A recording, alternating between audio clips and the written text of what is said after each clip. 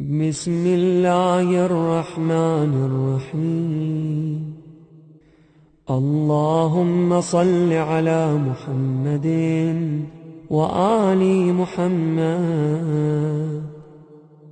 الحمد لله الذي لم يشهد أحدا حين فطر السماوات والأرض، ولا اتخذ معينا حين برأ النسمات، لم يشارك في الإلهية ولم يظاهر في الوحدانية.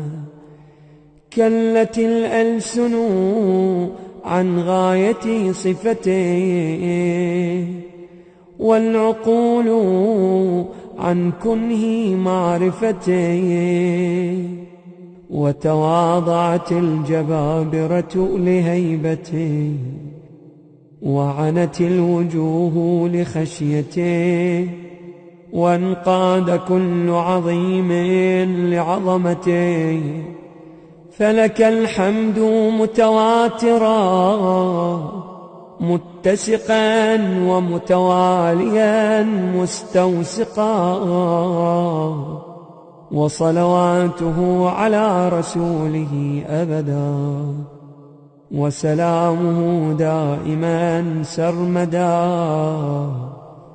اللهم اجعل أول يومي هذا صلاحا، وأوسطه فلاحا، وآخره نجاحا. وأعوذ بك من يوم أوله فزاع، وأوسطه جزاع، وآخره وجاع.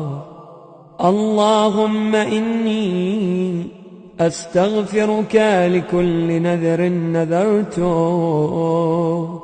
وكل وعد وعدته، وكل عهد عاهدته ثم لم أف به.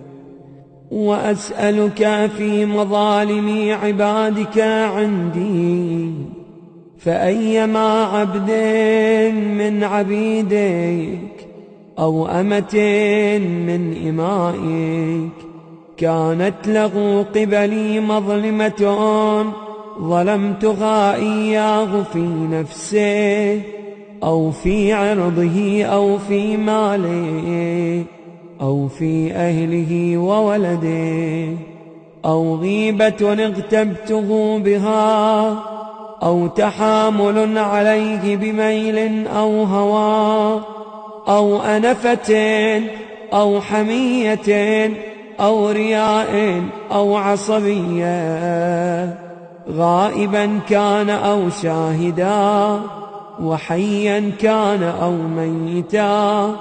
فقصرت يدي وضاق وسعي عن ردها إلي والتحلل منه.